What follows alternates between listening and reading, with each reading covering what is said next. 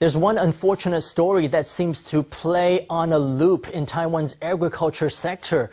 After a typhoon passes, production falls way below demand and prices skyrocket.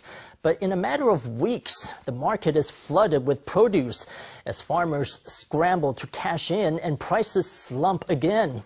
One young farmer in Chiayi is hoping to put an end to this vicious cycle by planting unusual species and by rallying small farmers together for mutual support. Here's this week's Sunday Special Report. The forecast says a big thunderstorm is coming. Wang Chin-piao, a farmer from Taibao City in Chiayi County, is hurrying to cover his open watermelon fields with plastic sheeting. The melons he put so much money and effort into planting could all be completely swamped by one big rainstorm or typhoon. It's a common scene in Taiwanese agriculture and one of the biggest worries for farmers. A kilometre from Wang's fields lies another watermelon farm. But here, the melons live in a greenhouse protected from wind and rain. The farm's owner is Hsieh Chun-hung. After studying horticultural science, he returned to his hometown to help on his father's farm.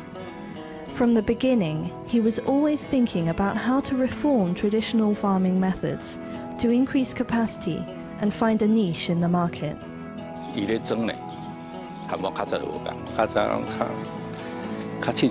His classification of crops is different from how I used to do it. I used to be quite vague about it. I didn't pay so much attention to keeping the quality even.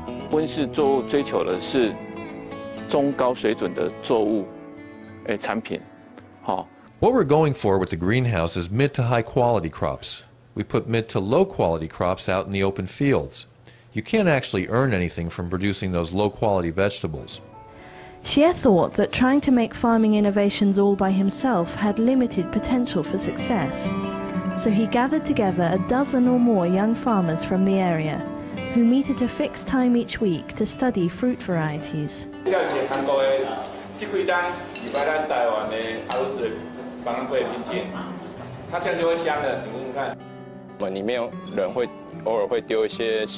In our group, sometimes we share tips, ideas, or new info. Before, some of the farmers were more secretive. Maybe I wanted to exchange ideas with them, but I'd come up against everyone wanting to keep their own secrets. You could study, but you'd waste a lot of time on it. This exchange between young farmers has become an important force in the transformation of rural villages. They're also trying to stop farmers from flooding the market when prices rise to prevent gluts. They discuss strategies for increasing the diversity of their products and not blindly following the currents of the market. Cherry tomatoes on the vine. Green, yellow, red, pink and brown. Each has a unique texture.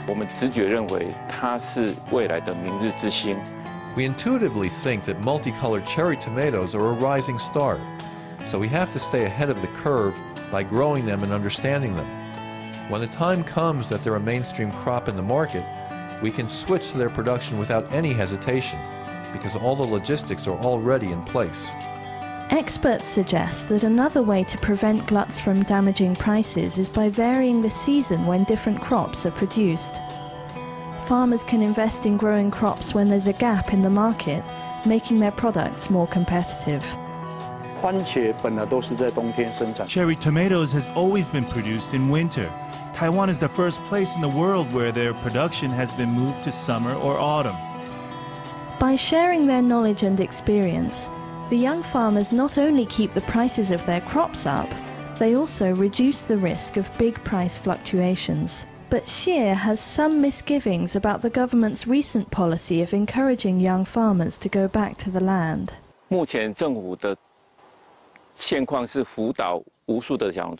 At the moment, the government is trying to encourage countless small farmers to start up.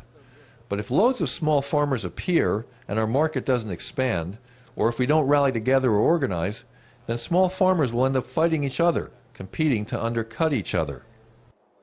Hsieh's goal is for the group to export their products abroad via large retailers. so he's convinced other farmers to plant multicolored cherry tomatoes on a rotating schedule, each 1 month apart from the next. They take it in turns to harvest their crops, so there's a constant supply to sell to big retailers from countries like Hong Kong, Japan, or the United States. Realizing that there's strength in numbers, Hsieh's strategy enables all the small farmers to make a profit. Advancing from traditional techniques to more refined strategies requires more than just personal effort. It takes keen observation of the market and adaptability. The group's mutual support is quietly bringing a new vitality into Taiwan's farming communities.